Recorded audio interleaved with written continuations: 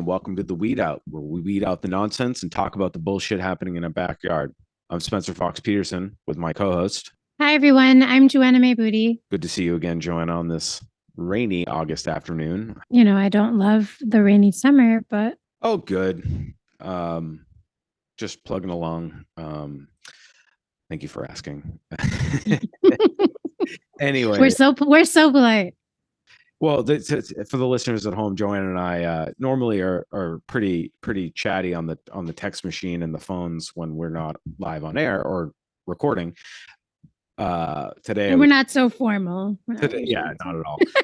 But we haven't really discussed our day to day, and that's rare at 5:45 in the evening to have not really discussed our day. So you're getting a rare time. Joanna and I are coming in cold. We have not warmed up. Yeah, I think we talked about it before recording. Summer's a little slower, so the listeners are hearing more from you and I. And when I say slower, I mean we don't have as many people coming on because there's so much going on during summer. People may be away or children may be home, and a lot of people are busy. So I think we'll have a lot more maybe people coming on with us down the pike. But there's a lot of big news, so we're excited to be here. There's never a slowdown in the news front, especially when it comes to workplace issues, workplace unionizing in this modern era, and police brutality. But before we get into our show today, I do want to thank everybody listening who have been listening. We see you.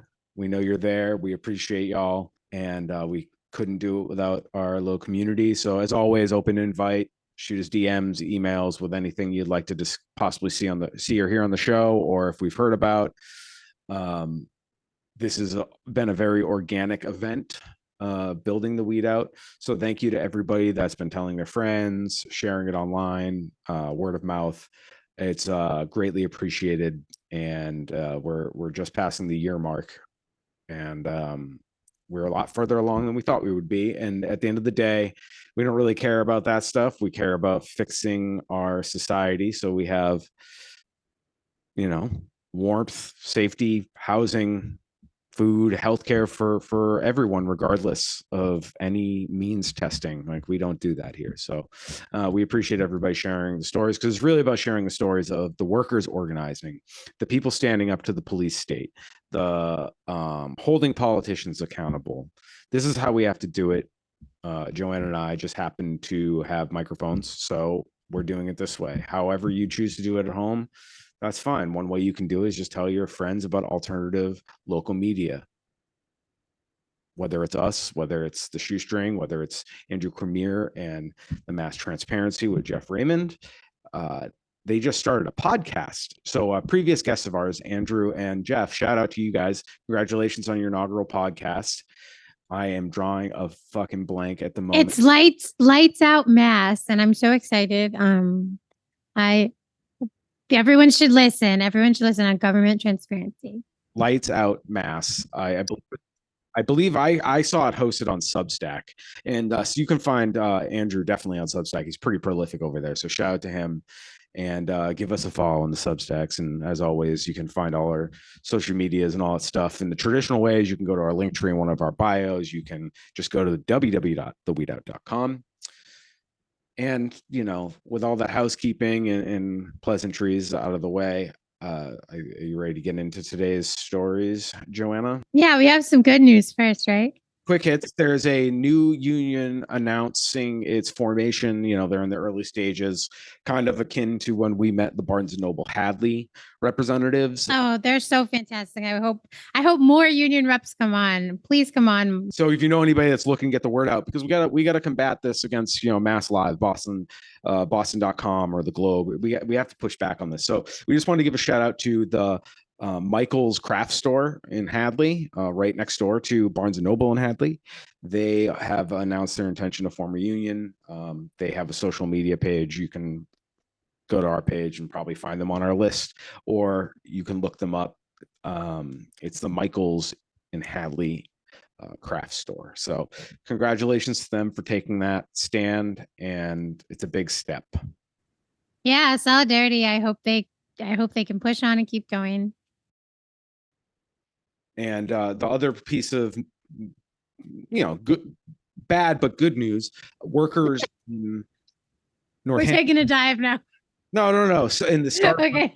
in Northampton on King Street, the Starbucks on King Street, they stood out and protested about the corporate union busting. Yeah, that's exactly right. And the workers. And it may not seem like much, but it is if people don't know. Like, I think it's huge just because it's taking time out of their day. And they're maybe raising awareness because I know a lot of us are so busy that's why a lot of people like to listen and tune into us. And I know you didn't mean that you don't think it's a big deal, Spence, but I just want to clarify that we think it's huge because I just think people like to tune into us to hear the news read to them because of how busy it is to just get through the day. And so I just want to make sure that everyone knows we both think it's incredibly awesome whenever anyone exercises their First Amendment right and stands up to any big bully. Absolutely. And Starbucks is one of the biggest bullies on the planet. And, damn, they make a good fucking blended Frappuccino, but they're fucking devils, dude. They're the devil. They're like, it's bad. I know, but they're workers in Hadley, especially too. The workers in Hadley where we sometimes meet if anyone ever wants to try to, no, I'm just kidding. But like, I think when we do work there, the workers they're great. They're so wonderful that it's almost like, that's who you have to think of. And you're so right, Spencer, like support the workers, support the union, because those people are the salt of the earth. Sometimes the drinks they make me, goodness. Yeah. The work is done by the workers and they make it all happen. End of story. And they're just so sweet, like the customer service and everything, even when they're dealing with wage issues, all this other stuff. I mean, they don't have to be as sweet as they are, y'all. So give all of them, all of the service workers and people working for these bullies and things that you don't think of when you walk into those establishments. They don't really owe you this like awesome customer service. So when you're getting those experiences, it's like an extra. But personally, I am in solidarity with all workers, like you said, Spencer. And I'm so thrilled for Michael's, and these stories are all just super uplifting. For your local labor movements, as I'm sure you do if you're listening to us, but and we're not just about hating the police. But guess who breaks up strikes? That's right, police, who are also tied to chattel slavery. So everything goes back to that and the original sin of the United States and colonialism in general. It's a bummer, but what are you going to do? So we're going to fight against it. That's what we're going to do. So all that's some good news for you, relatively speaking, in this fascist capitalist. It's as good as it gets here, usually, And we still have our First Amendment, so we're going to keep fucking talking about it. Like, that leads us into today's unfortunate story. So there is a content warning. This is about police brutality. Absolutely. So this is a violent story, and it involves a citizen of my hometown, Holyoke, Massachusetts, where I currently live, not my hometown, sorry. The place I have full-time established. I won't claim I'm from Holyoke. I'm Quincy. You can't take the Quincy out of me.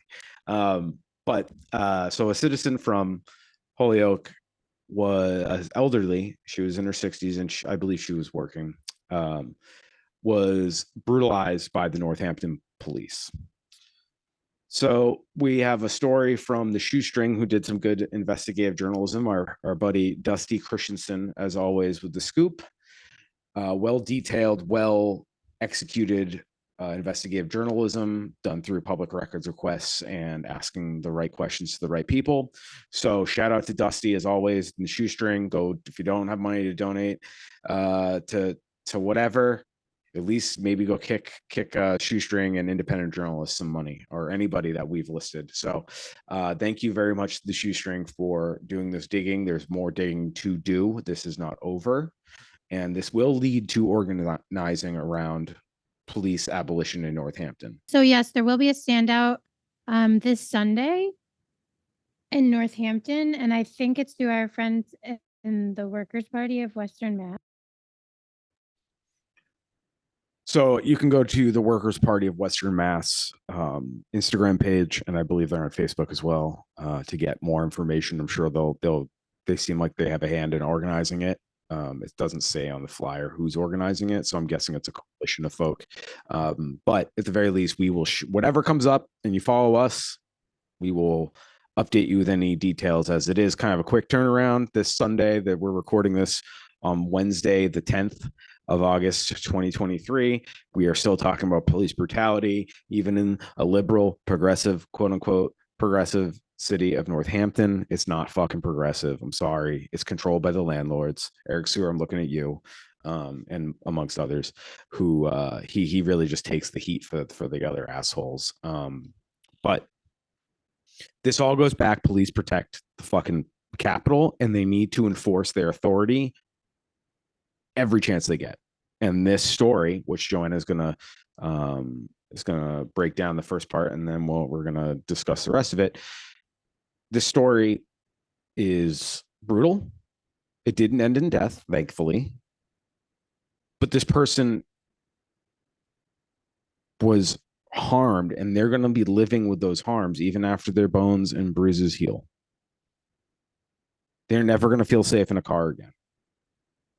So that's just what I want to keep everybody's frame of mind in. And when you talk about this story, this is what police do to maintain their authority. They do stuff like this. And then when they aren't held accountable, it emboldens them to do far worse things. And at the end of the day, it's all to protect property, and this all benefits the few rich people where you live. That's why we weed out the bullshit here. So Joanna, please, let's dig into it. Of course. And remember, everyone, content warning at this point. If you don't want to hear about police using force against a civilian, please tune out. So in Northampton, it was apparently close to midnight on April 4th. You mentioned the Holyoke resident. Her name is Marisol Druish. I am not sure if I am saying that correctly. It's Driouech. They were in a McDonald's parking lot. They're 60 years old. They're picking up their delivery through an online ordering platform. So they probably did like DoorDash or, an app, and like we're picking up some food. Awesome. They go to turn out and right out of the parking lot in McDonald's on King Street, for those of you familiar with the area. And they got pulled over because some police officer noticed their headlight was out. So the shoestring article says less than 5 minutes later, the officer was wrestling Marisol to the pavement, and Marisol screamed, "Someone help me." As the officer, John Selu, Selleu, pinned her down in the middle of the road and tried to handcuff her. He screamed, "Give me your fucking arm." And a second officer arrived and pepper sprayed her in the face before the two got her handcuffed and inside of a cruiser. So there was a struggle. Clearly she was being handled very violently, in my opinion, by two men. And only after all of this happened did a Spanish-speaking officer arrive to speak with Marisol, whose first language is not English. So a number of issues just right out the gate here.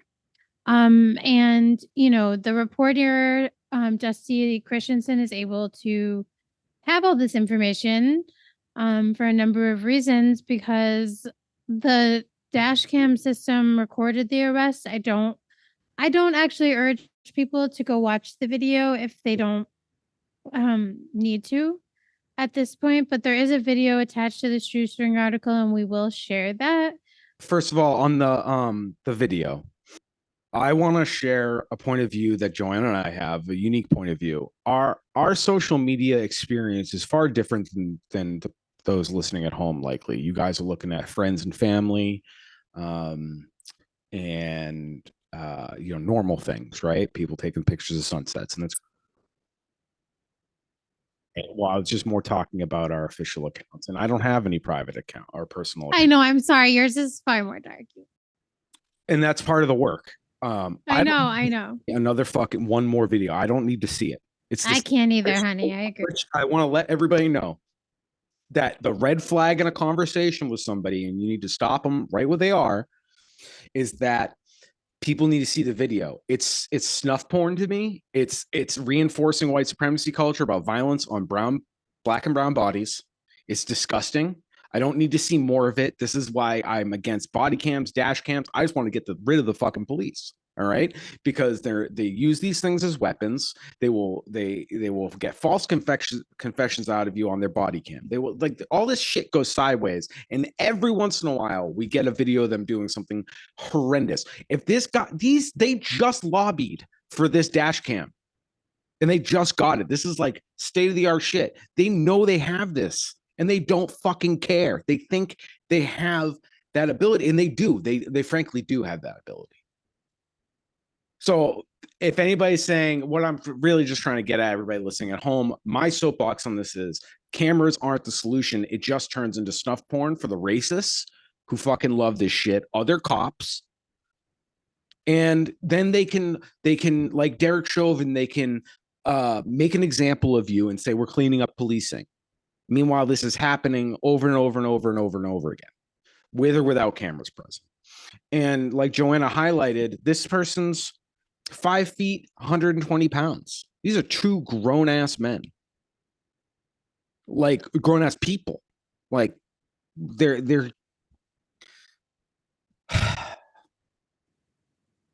I mean, she is too, but yes, 5 feet is very. I am, as a person who is 5'3", two adult grown men are usually much larger than me, so that's kind of why I framed it that way, because it's like I would be very nervous of two, like, you know, men are usually like 5'8" to 5'3" to 6 feet tall. Like, cops are armed. That is scary when you're a petite person, or any person. I want to clarify that. Yes, the size is very important, but my thing is they shouldn't be putting hands on anybody. On anyone. The size is like a multiplier of like fucked up, but like to me, it's like this should never happen, period. You shouldn't be experiencing this just because you have a headlight out. Like, none of this requires a badge and a gun. Right. And we've seen this take online a lot about like, just put cameras everywhere. I don't want to live in a surveillance state, so like I'm against that personally. But at least, just instead of making it a fine system, if that's going to be the case, hey, at this intersection, we saw your headlights out, we caught your plate. Here's your gentle reminder to fucking fix your light. Because most people don't even know that shit is out, or they can't afford it. But like, how many times does the light go out while you're driving? Or it worked on the way to your destination and now it's not working, and you got to get home. It's 9 o'clock, 11 o'clock at night. Where's you going to go? A fucking AutoZone at midnight? Like, what the fuck? No, I agree. I mean, in this case, it does seem like the dash cam stuff is helpful for her, and Marisol did allow the shoestring. Clearly they spoke, because it says like Marisol through her lawyer. So the lawyer's obviously going to do discovery, find what they can. This, obviously, as a lawyer, you might want to see this. It really depends, I guess. But they consented to the shoestring publishing it. So the shoestring saying like, this just offers a glimpse of how a police traffic stop can quickly turn violent.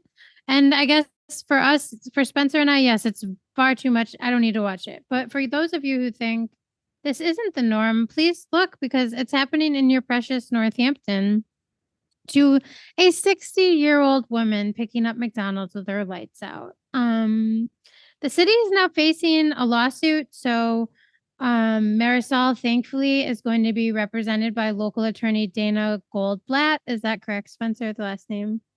It is. I actually know Dana. I know. That's why I asked. And I just wanted to make sure not to butcher their name. She's a very reputable, great attorney. Very, very committed to fucking justice. So thank you, Dana, for doing your duty and helping this person out. And, you know, give them fucking hell. I don't know.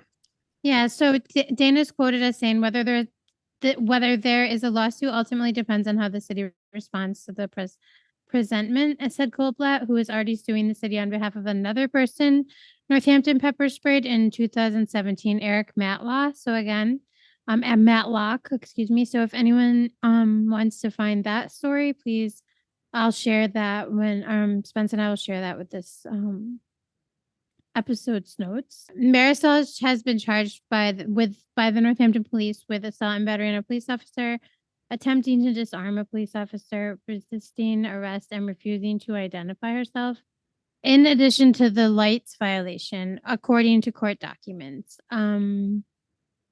in the like police report, John Salu alleged she tried to roll up her window and park her car and drive during the traffic stop, then resisted arrest when he ordered her to step out and then he grabbed his baton and he tried to take her down.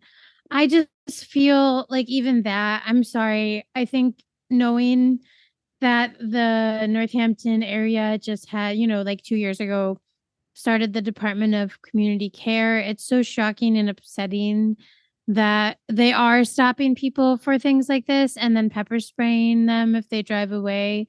Um, of course, Holyoke being so close by and just the country in general, like language could be the issue. And of course, people are afraid of cops. So this story is really, really sad. The DA's office, the Northwestern DA, who we all know, please listen back to. DA Sullivan in the house. Yeah, like what episode do we cover with Andrew? How that can really shed light if people haven't. So it was episode 38. So please listen in if you want to hear more about this DA. But Andrew, our intrepid investigative journalist friend, public records extraordinaire, Andrew Cormier, who we announced earlier, started his own podcast with Jeff Raymond, or at least, I'm sorry, I shouldn't be talking out of school, but I hope that's right. Anyways, he's the one who's suing DA Sullivan. So DA Sullivan is in our lives with this unfortunate case with Marisol. So, and thankfully the DA made the decision to like drop all of the charges. Yeah, because think about how much money just like that would cost just to go through the next step of the process, and like this cop gets a paid day to go sit and give his deposition, even though he's the fuck up and he's not going to be in any trouble. Really, I mean, he's not. Like, let's just be. I hope they do something. I do too. I know. They never. I know. And Chief Casper did like an internal review and found the use of force was acceptable under department policy. Casper told the shoestring that after a community member complained about the incident, the NPD hired comprehensive investigations and consulting. It's run by prosecutors and police officials, so it's like LOL, they're investigating each other. They also found no wrongdoing. Gasps, shocked. So I feel that I really hope, and as we go through this story, Spencer and I will share afterwards. Like we did reach out to the Northampton City Council, Chief Casper, and the mayor, so we have some of our own information to share. But I think it's really important just to be aware that there's a video of them. So I mean, and I don't want to live in a surveillance state either, but there are so many places where if she was in the parking lot of McDonald's, her lawyer may have been able to get coverage or footage from, one of the cameras there even. And this is such an egregious use of force, in my opinion, on an elderly woman or elderly person in general, or anyone for such a stupid, stupid thing. In my opinion, if the police are so concerned with our safety and helping us, they could give us a warning. They could do anything. It's a one light out in the back of our car.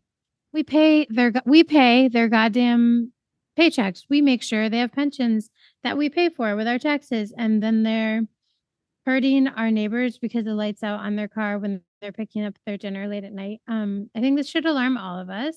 It makes me afraid to be pulled over in Northampton late at night, or I don't know. I just want people to know that you can't just assume a place is a progressive, nice town and think the cops are all great too. This woman didn't. Yeah, like this woman didn't speak English. She responds, "I don't understand." When the officer is talking to her, it says here at the in the shoestring article, and there's a lot more. People should take a look at the article. I'm really paraphrasing. I think this was like a language barrier issue, and then of course police don't ever de-escalate something. It got to the point where someone comes and helps him, and the help is macing this woman in the face. So the policing is like an extension or like a natural progression of basically professionalizing patriarchy. That's the way I see it. And there's a reason that in Boston, for example, they just celebrated that by year 2030, we're going to have 30% women on the force. Like, that's bonkers. I'm not saying we should hire girl cops, women cops, or women presenting cops that will fix our problems. Not at all. I like, actually, again, I'm an abolitionist, but it's like every other industry has kind of even like there's been progression literally everywhere else. And these men think they can put their fucking hands on anybody. And they have the end all be all authority. These are the types of men they hire. I grew up in this culture. Anybody listen? I grew up white, Irish, Catholic in Boston. All right. I understand these fucking goobers. All right. And I call them goobers because they shouldn't be taken seriously, but they have fucking serious powers. And like in any other world, in any other context or circumstance, you'd fucking laugh at these guys. They're losers. And I hope Chief Casper is listening. You're gonna take the fall for fucking losers. You know, like that's the thing. It's like they won't fucking care if a feminine presenting chief gets axed. They won't fucking protect you. It's a patriarchal system, and that's why they like they can. They don't understand. This is a 60-year-old person, and they're working at midnight, and their first thought is, and these dudes, these motherfuckers retire at 40 fucking 50 years old. Like, fuck these guys, honestly. My least favorite cop in Holyoke, Captain Moriarty, fucking head of communications, Gobot Goebbels, that fucking ghoul is fucking retiring. And thank God, good riddance, get the fuck out of here. But this motherfucker is like not even 50. I'm going to be working until I'm fucking 80. How is that fucking fair? It's not, but that's why nothing will most likely happen because Chief Casper. That's why they can put their hands on a working person. Because their unions and associations make decisions with the municipalities that allow this. We can't keep allowing our cities to let their associations strong arm us. That's why that happened. It's fucked. It's absolutely fucked. And I mean, this is why we're doing the show. That's why we talk about this stuff. And it's in our backyard. We can do something about it, though. I want everybody not to feel down and out. It is happening here. It does happen here. And death shouldn't be the floor. Like, a murder should not be the bar they can't cross, because they get away with that too. But like, none of this is okay. Putting their hands on a citizen, a working person who's paying fucking taxes. And I hate that shit. So all my property owner former friends in Northampton, if you listen, like, your fucking taxes are paying for this bullshit. You guys care so much about your goddamn taxes. Fucking put it in the schools. And another thing, this is a Holyoke Northampton issue, and this is English as a second language. Clearly somebody with not mayonnaise skin tone. And Northampton, like 2016, this police department boasted that they were arresting or charging people mostly from out of town, like 60-something%, right, Joanna? Do you remember that? Yeah. So like, think about what percentage? It was like 66% or something, or 63% of their arrests and stops and all their interactions were with quote unquote out of towners. That's a fucking sundown town logic. Like, how is No, that? I mean, it is. Well, 80, they like patted themselves. It was in the Advocate when the Advocate. well, and like 82% of Northampton is white. Right. And it's not a progressive place. It's not. Y'all just fucking put Black Lives Matter signs on your street, and you fucking half fund the Department of Community Care so it can't ever get off the ground. This is a situation where Department of Community Care could have been fucking involved. Maybe they had somebody that speaks Spanish.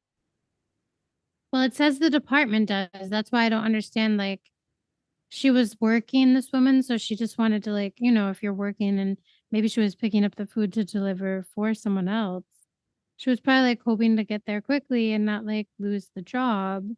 So like, I know if she didn't understand them, like, that's an issue, but like, I don't know. I just don't get it. It's such like a stupid fucking thing to hurt someone over. I feel horrible for this woman. And it's so shady. There's a point in the video where the audio goes out too. And like apparently that's okay based on the policy. Casper said to look because that's in line with their recording policies. So I don't know.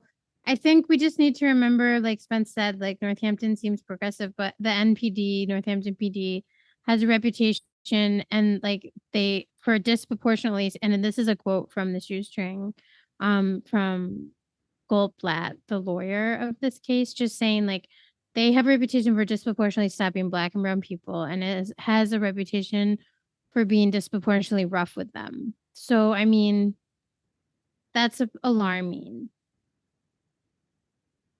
And in addition to the lawsuit that Matlock is currently bringing against Northampton, this includes Marisol and also an Amherst man sued the city and 5 police officers last September. That man's lawyer has alleged that the officers tackled him into the ground, kicked him, beat him with a baton, pepper sprayed, and arrested him during a mental health episode in 2019. So again, we would hope that the Department of Community Care could be utilized more, and that something could be done with these officers. And that's kind of like, in a nutshell, I would urge people to go and read this on their own. There's more information too. I wanted to just also like just for a little like pirate life, like, hey, at least there's some funny shit in here. That she fired off a line at him, and I kind of like it. Basically, she said, "I'm working. Okay, I'm working, cabron." She yelled at it at the officer, and first of all, that's fucking amazing. Like calling a cop a cabron, like fuck yeah, good for you.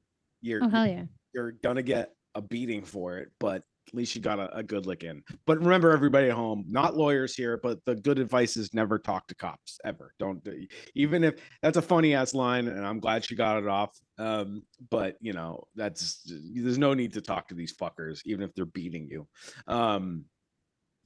He responded to that, "I don't give a fuck." Yeah. So she basically got jacked for her bag because she was on the job, and then she got beat up and put in a cage. And you don't think there's a trickle down effect? If you're a 60-year-old person driving around at night doing DoorDash, like I find it hard to believe you're making ends meet easily. Like, and that's not a fault. That's a fault on our society, not a fault on this person. And right. To me, for a cop to say, "I don't give a fuck," dude. Like we don't give a fuck about your job. So like, I get give to go me your home like, tonight, you ugh, douchebag. it's literal asshole. I just can't. And you're gonna milk overtime, and they joke about this shit. LAPD, where there's just an expose where they all got busted on their cameras joking about milking overtime on murders. That's fucking insane. It's a game to them. This yeah, and if we just keep it even to this article is sick. I'm sorry.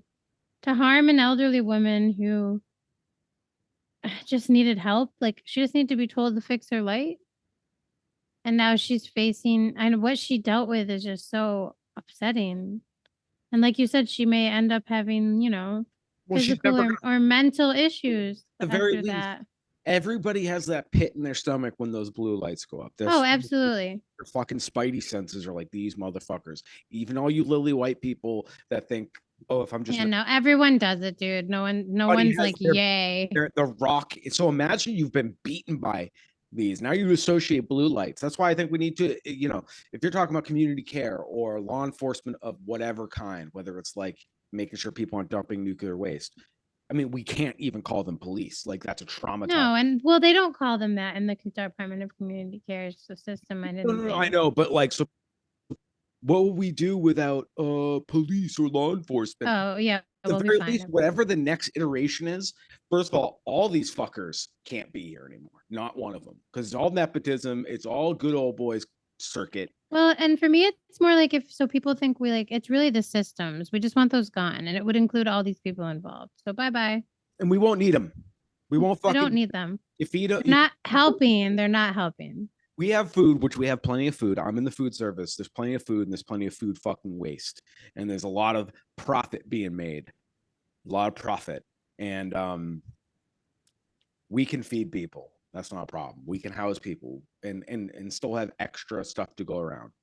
So like it's a lie if you think people need to pull their weight. Like not everybody can pull the same weight. Like what are we talking about? Well, and this woman was out there working. So like instead of like as like look like we've continually said about this particular incident, like the cop could have been just like, "Hey, like I'm gonna let you go." So the fact that she couldn't understand him, this seems like a very targeted, racially charged attack on working class people. And I mean, you and I have a hard time sitting with things like that. So we did reach out to the mayor of Northampton, the city council, and Chief Casper, letting them know that we will be doing this episode for all of you and asking if they have any comments. So I don't know if you want to like kind of paraphrase our comments that we got back, Spence, but I'd Yeah, love to let the listeners know like who we heard from and stuff. And it's only been a few days, so we haven't heard back from everyone, but we did receive some response. yeah. So to be fair to all the people we reached out to, Joanna mentioned we reached out to all the counselors, the mayor, and the chief of police, Chief Jody Casper. And I think the context is really important. So I want to share with everybody. We saw this story. We knew we were doing this episode. We knew we were going to highlight the shoestrings work. And our first thought was, well, let's tell these people that we're going to do an episode on this. We would like a statement if you can provide one. So keep in mind, counselors are part-timers. Like they have job. Most of these people have other things going on.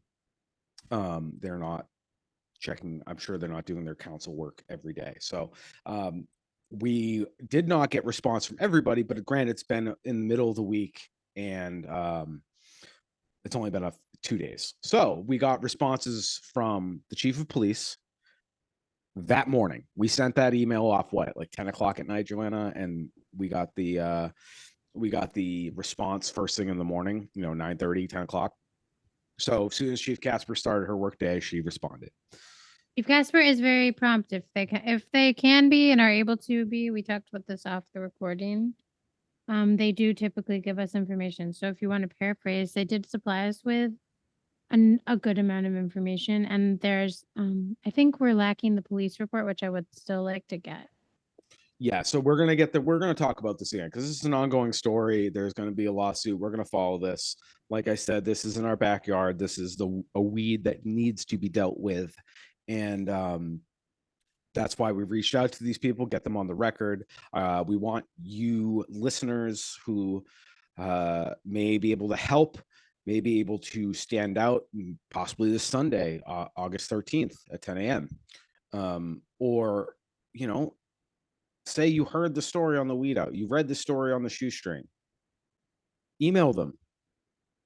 I know it's not the silver bullet, but it's a bunch of we got to do a bunch of paper cuts, and we can do this in our backyard. This isn't changing. Oh yeah, and I'll attach like a script for the email that people, if they'd like to send the mayor and the council, and a quick email. I'll put together a little easy template for everyone. Because that's even just letting them know if you're not even from Northampton that you think this is unacceptable. It's powerful. You don't have to if you can't make the stand up, shoot an email off. That's great.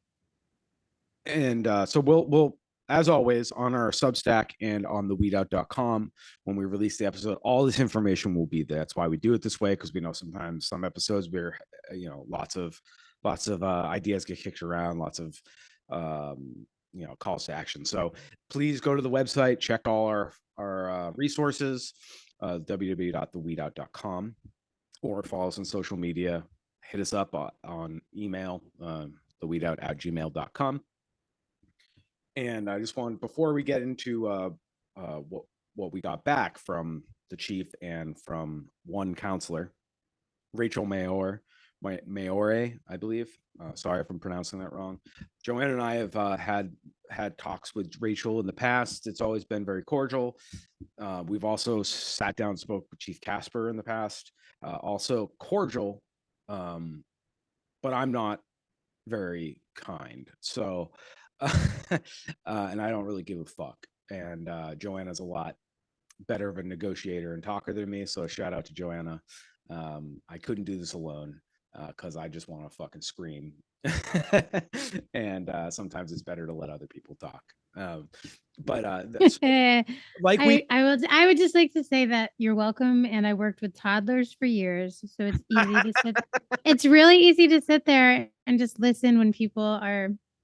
I can really just sit there, I can, and you're I don't welcome. take that as an insult. No, it's not. It's just I have the patience when I need it. That's I have all. the impulse of a toddler sometimes. Oh, I didn't even mean you, bud. Oh, I know. I was just I was just like, that analogy doesn't even offend me. That's astute. Yeah, like toddlers are cool. I'm not saying anything bad about them. It's just they gave me some perspective on Patience. all right. Yeah, they gave me some patience. Yeah. If I'm in the mood. So Joanne and I predicted, we knew Chief Casper, because of our dealings in the past, would get back to us promptly, especially since we knew there's direct action coming where people are calling for her resignation or her firing. I think the police should be abolished. So inherently, I think every cop should be fired. So I don't think that needs to be made any more clear. So Chief Casper, people know that about us. Just because I'm being kind of nice, and I'm not specifically calling for your job. I'm calling for all your jobs, so it's implied. And we don't need daddy police. I don't need that in my life, and I don't think a lot of people do. I think we can. Well, think of Marisol's case. No, none of us need that in our life. Right. I don't need to be pulled from my fucking car, beaten, pepper sprayed, and whatever else, just because of like my light being out. I don't know. That's not the safety we're all asking for. I'm sorry. And even if it doesn't end in violence, that's the thing. What I was saying earlier about I don't need to see another video. I don't need more snuff porn. I don't need any. I've seen enough. I'm literally like seeing 15, 20 unique stories a day, not rehashes like on CNN of the same shit. The one thing, the Trayvon Martin, the one thing. This shit is happening everywhere daily in a capitalist hellscape across the world. This isn't just a United States problem. This is a capitalism problem. This is a property over people problem. But that said, the reason I'm offended that this working person got snagged up, and let's just say it is just a quick, hey, your headlight's out. Why do you have to engage with an armed agent of the state over a fucking headlight? What the fuck are we doing?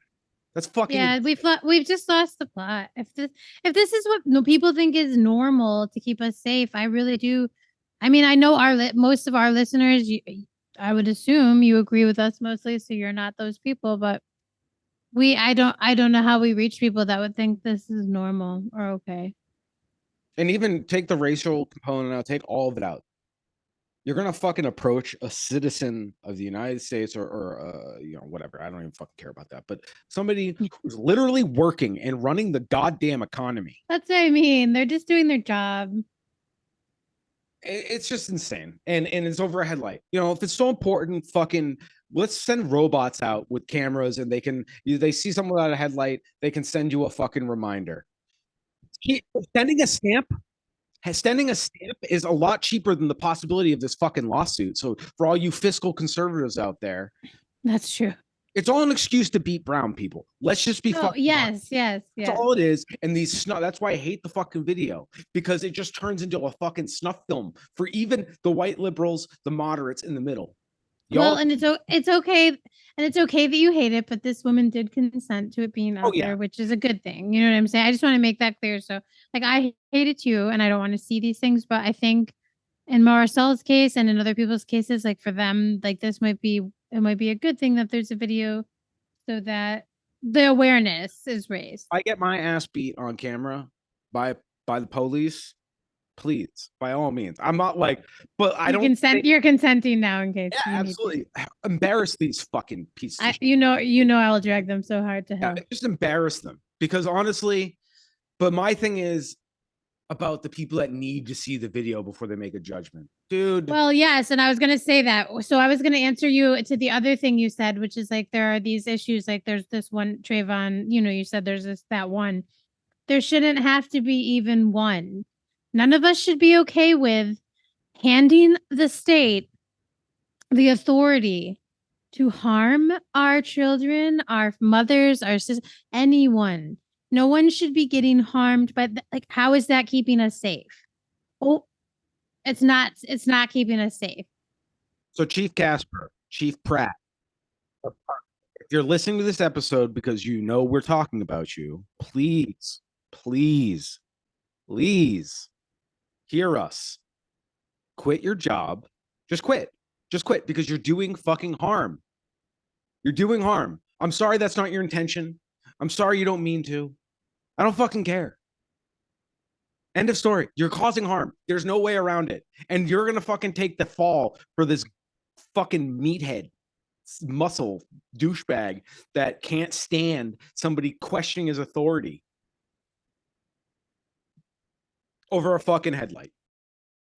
I agree, and I agree. And I have to add, for me personally, I just say to any singular cop who thinks they're important enough for me to hate, I mean, baby, I'm not going to sing the whole song, but you're so vain. And I just think your whole institution needs to crumble to the ground. And that I've said it before and I'll say it again. If you really care about helping people, Spence and I fully agree on this. We do not want you to have a job in policing. There are other jobs where you can help people. Please quit your job and leave your job. That one goes out to all my haters, which are usually police. There are no good police because no, you can't be within. You can't be. Good. The FBI is no good. The DOJ is no good. They've done nothing but bad things, man. So the FBI actually just killed a right winger yesterday because I've made threats at President Biden. So if anybody didn't hear that, and all these right wingers were all upset. Listen, as people who are excited about Donald Trump getting some consequences, and all these people cheering on the FBI, fuck those guys. Listen, there was no need to kill that guy. You didn't have to go on his property. You could have waited him out. You have endless time as the government, endless resources. You can just sit there. He's going to have to leave at some point and he's going to calm down. I don't understand why you have to get into a firefight with a motherfucker. That's just my quick. So sorry. So like, there's no, you don't have to be sorry. You're good. We don't like, or that are actively trying to harm us. These like right-wing lunatics that want to make every woman in an incubator and kids to be fucking working in meatpacking plants. These fucking sickos. We don't talk about them a lot because it's so fucking antisocial. Like, what are we gonna do with that? That's a small percentage of this country. It's less than 30% of people are like that. Everybody else is kind of in the middle, and we gotta fucking wake y'all up.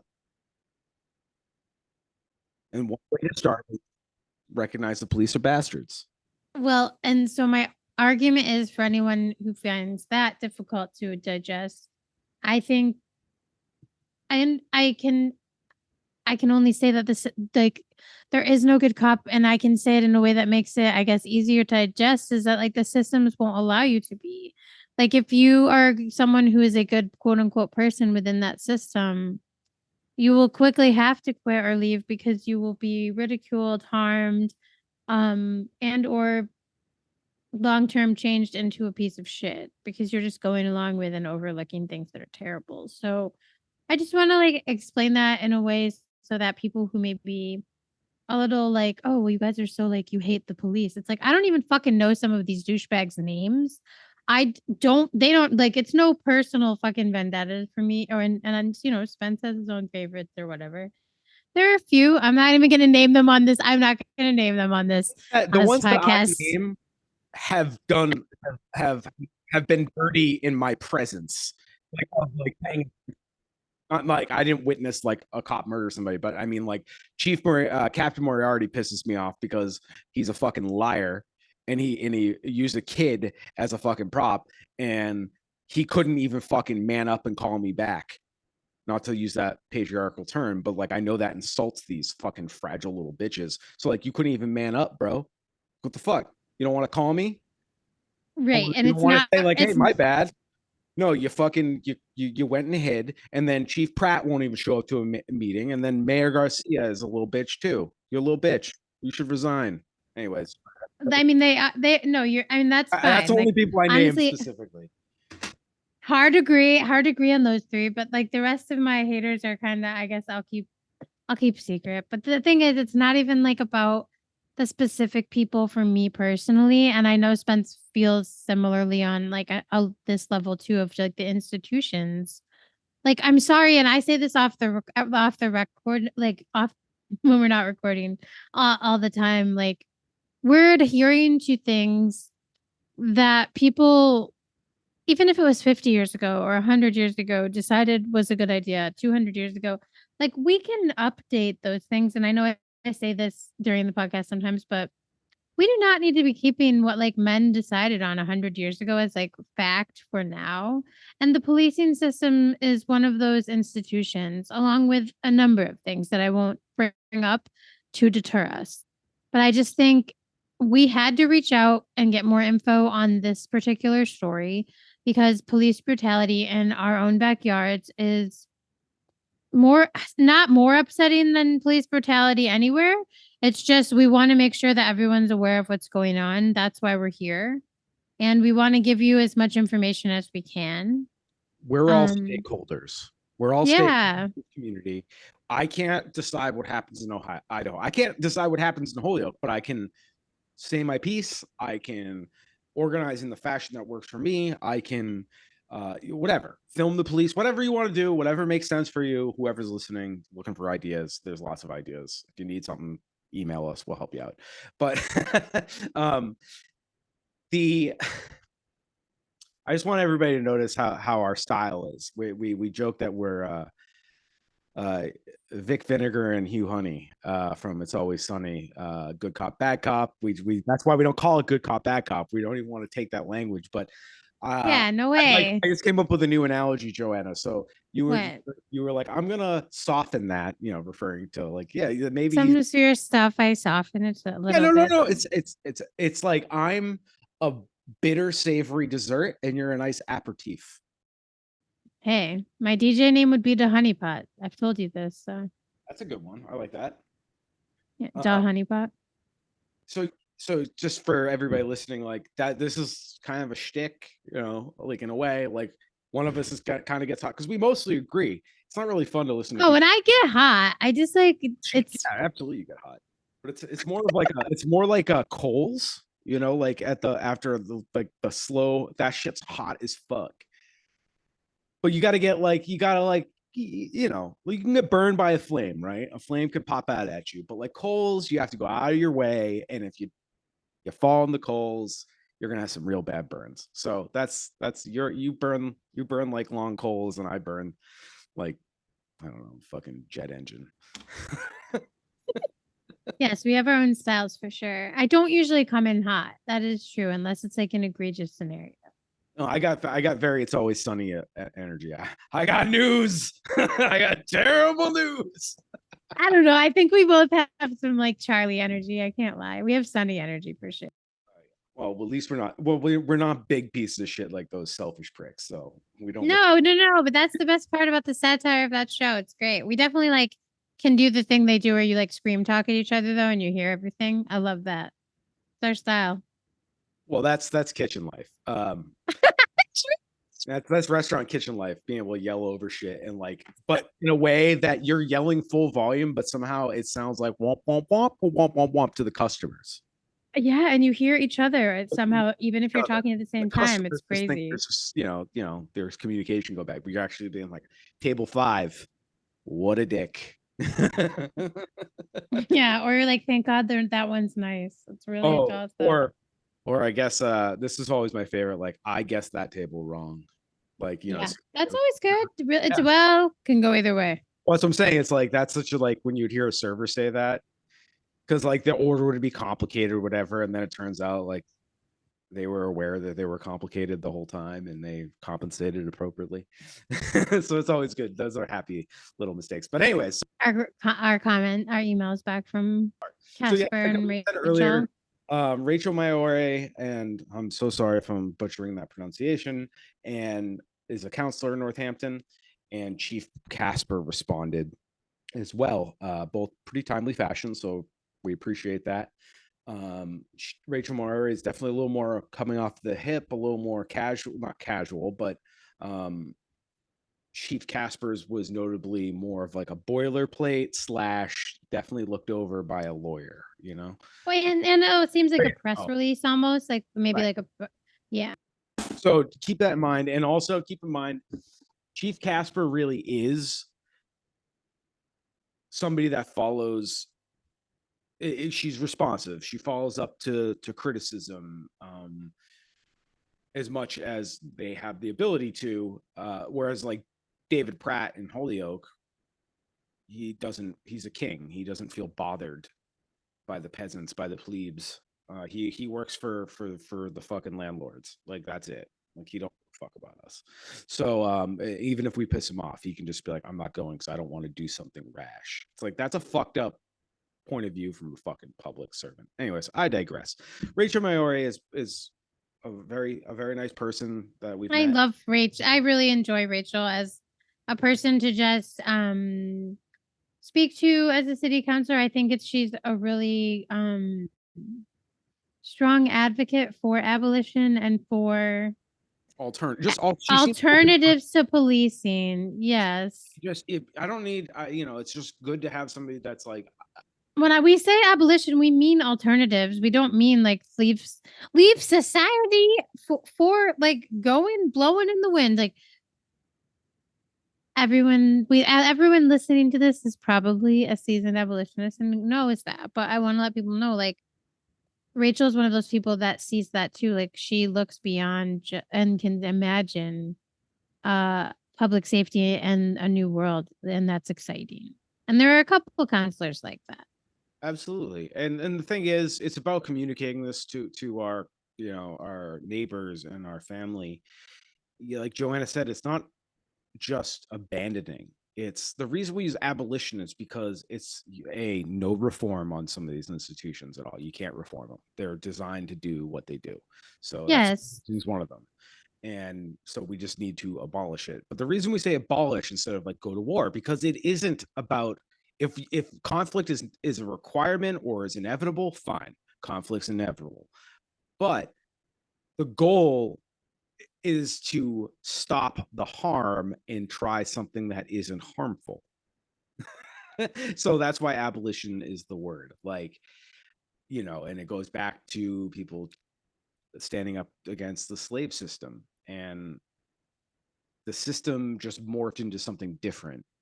And again, I'm not saying it's we live in chattel slavery, but a lot of us are deeply in debt and are never going to be on our own 2 feet.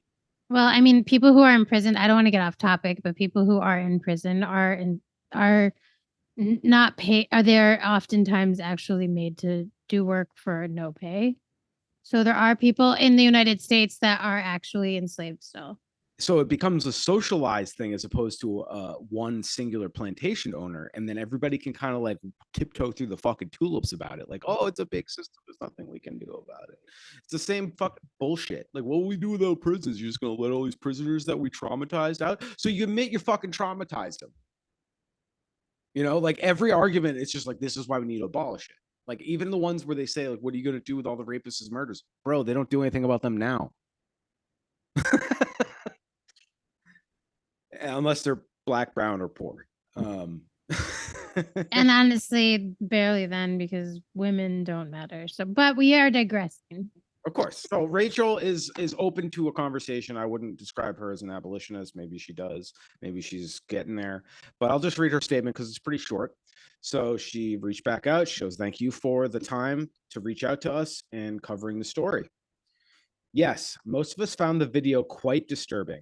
As the city and community unpack the implication of this particular recording, more broadly, I think we already know that police traffic stops can be full of peril.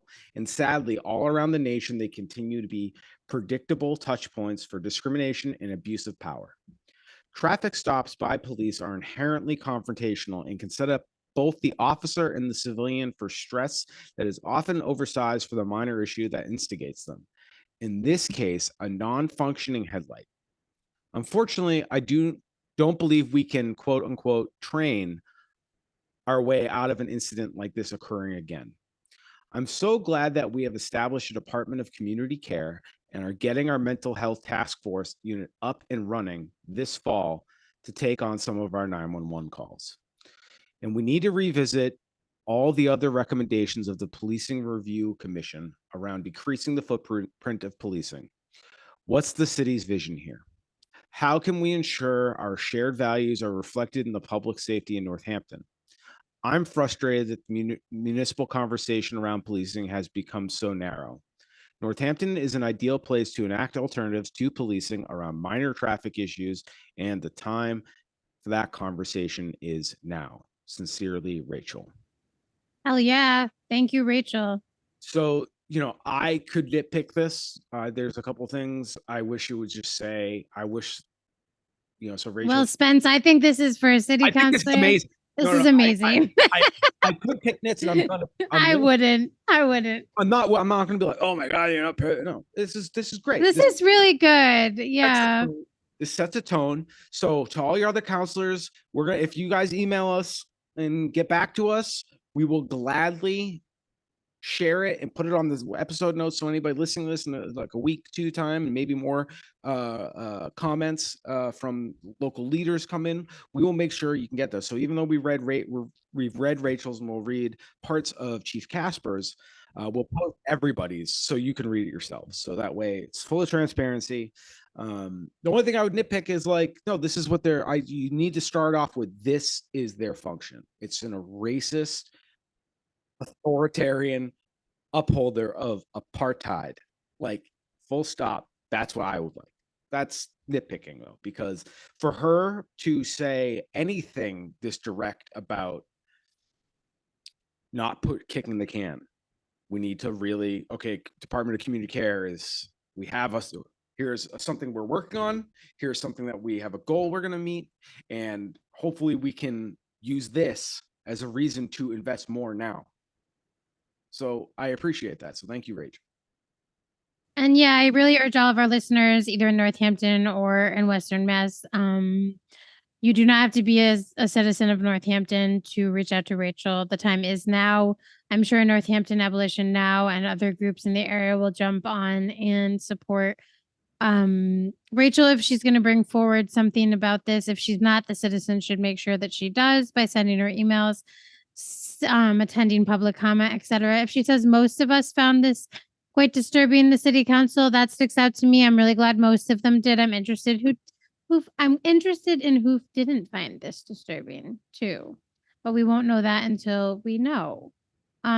Yes, and Spence, you're right. Chief Casper's is longer and much more like a press release.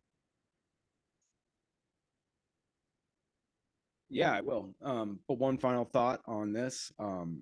Like I said, remind everybody to go to our episode notes, www.theweedout.com. Follow us on social media, all that stuff, because you can always, while you're listening, scrolling on your phone, you can go check all this stuff out as we're talking. I'm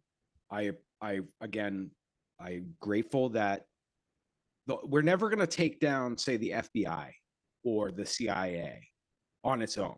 We have to show that abolitionist ideas can work. So Northampton takes this step. It makes it easier for me to pitch to my fellow neighbors in Holyoke right down the street. Look, we don't need this. Look what they're doing. We can do that. And the reason Joanne and I are confident, so Joanne, sorry if I'm speaking out of turn here, but I think we're both confident on this.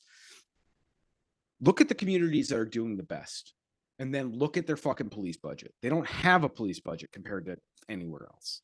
So there's a direct correlation to problems in increased police budgets. It's a direct correlation.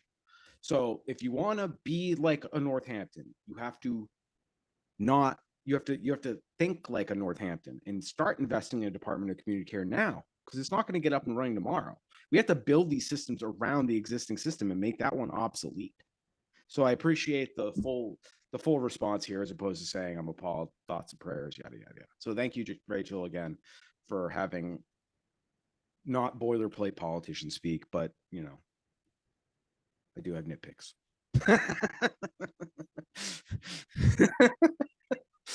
Anyways, but I do find it interesting that it's only been 2 women that have responded to us, not one male or the mayor. But the men specifically, especially since I have a relationship with at least one of them. So that's a call out to that person.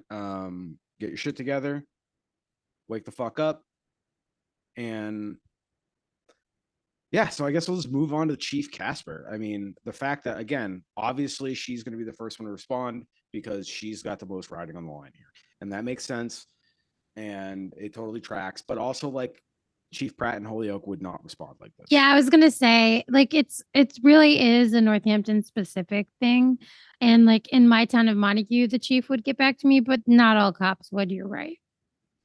And the poorer or the more destitute the situation, you know, the more likely, like I said, it's the inverse. I mean, the direct correlation of the more money you spend on the police, the less they give a fuck about you. End of story. Because they're getting theirs, and like, you know, just keeping it simple. So we'll get to Chief Casper now, and she wrote back the next morning, like we said.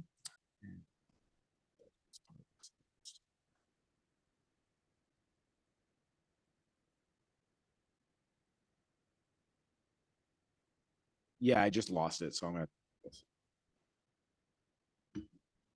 Okay, so she responded to us. I'll just read the opening statement and then I'll paraphrase the rest because it's a couple paragraphs. Again, we'll post this online. In response to a public records request, we released a dash cam video of an incident that occurred in April 2023. The video is a recording of a motor vehicle stop that occurred in the area of 304 King Street. We are committed to transparency and accountability, and therefore I am providing this statement as an overview of this event and the steps that our agency took to evaluate it. So she details the event in cop speak. You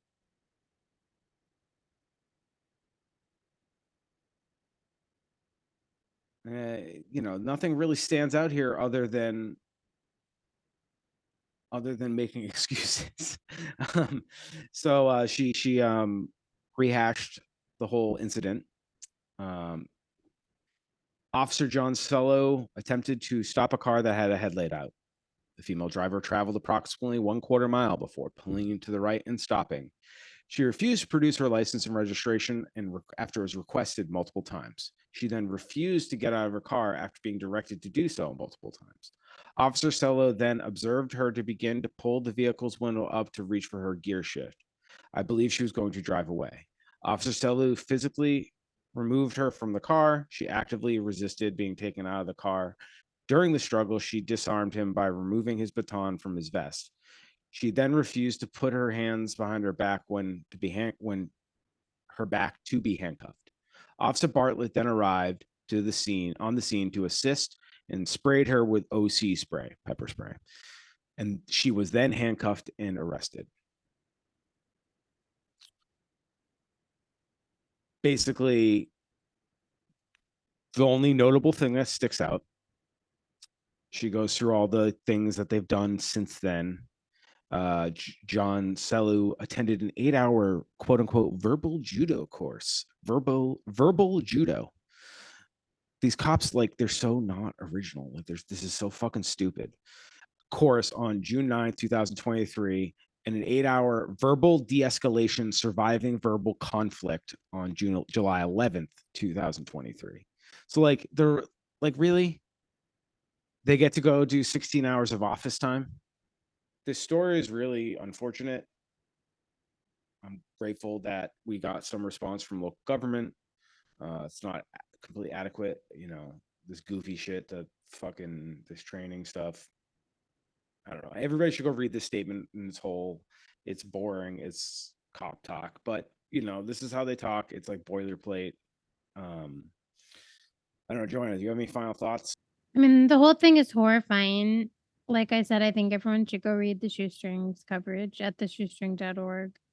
And the statements, I thought Rachel's statement was the best y'all are gonna probably get in most cases from a city councilor in this incidents. Like, it sounds like the council could potentially do something good in Northampton.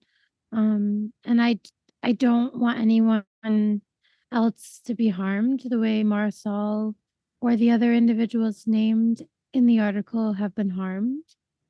And I think the police owe us more than a boilerplate PR release, like explaining why what they did was okay based on policies. I think we need to remember that although they think no policy violations were sustained in this case, that's nonsense. And they're just like using words to say bullshit to us. There shouldn't be policies that make it okay for a man to ask another man with a gun to come and then mace me in the face because my tail light is out. I would really ask all of our listeners to share this with people they know who maybe don't think about the police and don't have issues with this kind of authority that we face in our society. We are unsafe because of the police. And this is another example, sadly, of why. And we're paying to be unsafe. We're paying for it. So I really like people to remember that. I'm gonna flip the script. I'm gonna be the sweet to your sour now. So full circle. The good news is, if Northampton makes a change, we can convince the neighboring towns to make a change. This is a long battle, and it is a battle. But the end goal is love and care. And somebody wise once told Joanne and I don't have to like a motherfucker, but I want him to have a house and food and clothes. You don't have to like everybody. You don't have to be kumbaya, but you should want other people to be okay. And policing, obviously it's like playing Russian roulette. And if you're marginalized or you don't have the money or both, your odds get worse, and every day you go out, you're rolling the dice, whether it's from a hate crime, from a random fucking person, or this shit with a cop. So, Chief Casper, if you're listening, there's a pattern here, friend. Quit your job. You'll be better off for it. You'll sleep better. And we quoted earlier, I don't have to like you, but I do want you to have a house and a place to live. And but not if you're policing people and preventing them from doing that. So reconsider your life choices. Anybody that's listening that's a cop, FBI Jim, or a long time listener, never caller, but so FBI Jim, if you're listening, thanks, buddy. Engagement's engagement. So stop wasting our tax dollars. Yeah, man, we just want to fucking feed people. We're boring as if anyone is listening, it's like you are wasting money. Fuck you. You're a threat to my income. They're a threat to my income. Well, they're a threat to Marisol's income. So everybody think about exactly. That. Solidarity. That means give extra tips to these people striking on King Street and Pleasant Street. And if you can, come out to this show out. I don't know if I'll be able to make it. It was a little late notice, but maybe if I can move some stuff around, I will be there Sunday too. But regardless, if you're just driving through, make sure you honk your horn, let people know that they're not alone, and that's the easiest thing we can all do. So, as always, thank you for listening to the Weed Out. Go to our website for more information. I already shouted out a bunch of times. You know the drill. So I guess that's it from me. Joanna, do you have anything you'd like to say? Take care, everyone. Bye-bye.